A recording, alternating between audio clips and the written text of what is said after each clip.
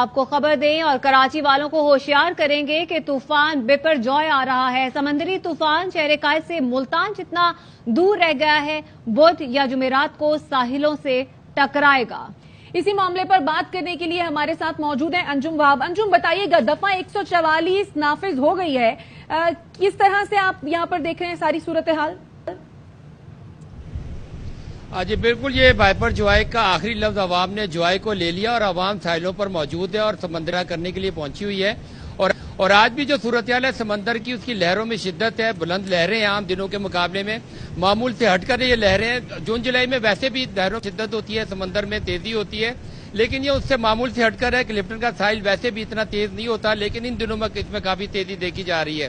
اور N D M اے نے بھی جو الرٹ جاری کیا ہے، محکمہ موسمیات نے، پی ڈی ایم اے نے، اس نے تمام عوام کو بھی محکمہ موسمیات کی خبروں سے آگاہ رہنے کے لیے کہا ہے۔ اور جس طرح انہوں نے بتایا کہ طوفان جو ہے پاکستان کی جانب بڑھ سکتا ہے، ٹھٹا سے تقریباً 890 کلومیٹر اور کراچی سے 910 کلومیٹر دور بتایا جا رہا ہے، اور 150 کلومیٹر کی رفتار سے آ رہا ہے، اور اس کی شدت میں مزید اضافہ ہو سکتا ہے۔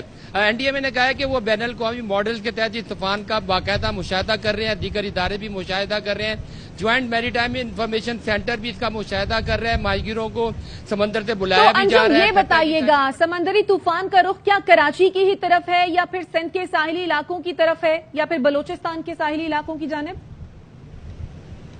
اس طوفان کا جو ابھی تک منظرنامہ سامنے آیا ہے مختلف اداروں کی جانب سے، یہ اپنی جو جگہ ہے وہ مسلسل تبدیل کر رہا ہے، سمت تبدیل کر رہا ہے۔ کبھی عمان کی طرف بھی اس کا رہا، بھارتی ساحل کی طرف بھی رہا، پاکستانی ساحل کی طرف بھی رہا۔ اس وجہ شمال مشرق کی طرف موجود ہے، جن میں پاکستان کے ساحلی علاقے خاص طور پر آتے ہیں، مکران کا علاقہ ہے، ٹھٹا کے علاقے ہیں، پاکستان کے ساحلی علاقے آتے ہیں اس میں۔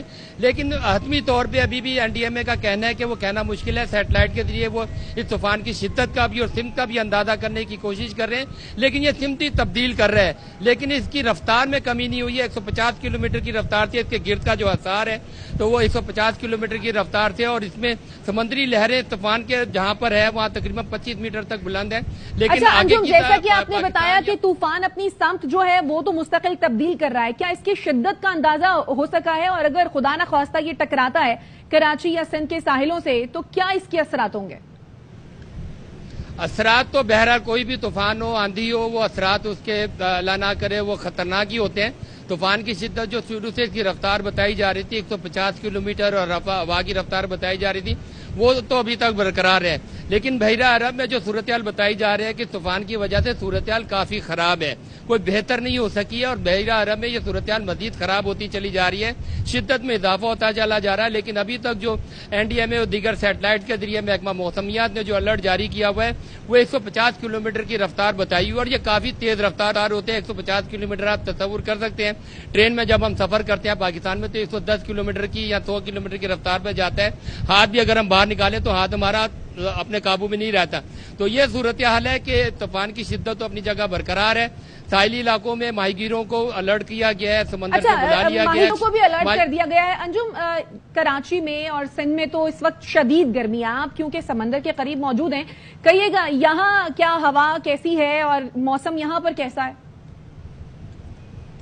موسم اگر دیکھا جائے تو ہوا تو چل رہی ہے، لیکن ہوا میں ٹھنڈک نہیں ہے، ہوا میں نمی بہت زیادہ ہے، اور گرم ہوا کہی جا سکتی ہے۔ اور یہی کہا جا رہا ہے جیسے جیسے یہ طوفان آگے بڑھتا جائے گا، کراچی اور اطراف کے جو علاقے ہیں وہاں گرمی کی شدت میں اضافہ دیکھا جائے گا، اور گرمی کی شدت میں مزید اضافہ ہوگا، اور ہب بھی اس میں مزید بڑھ سکتا ہے، اور یہ 10 جون کی رات سے اس میں مزید ہب میں بھی اضافہ ہو سکتا ہے، اور گرمی کی شدت میں بھی اضافہ دیکھا جا رہا ہے۔ یہ محکمہ موسمیات نے اپنا الرٹ جاری کیا ہے کہ ہیٹ ویو کے بھی امکانات اس میں آ سکتے ہیں۔ طوفان جیسے جیسے بڑھتا چلا جائے گا، طوفانی بارشیں تو اپنی جگہ ہیں، لیکن اس کے آس پاس کے جو اطراف کے علاقے ہوں گے وہاں شدید ہبس اور گرمی ہو سکتی ہے۔ جی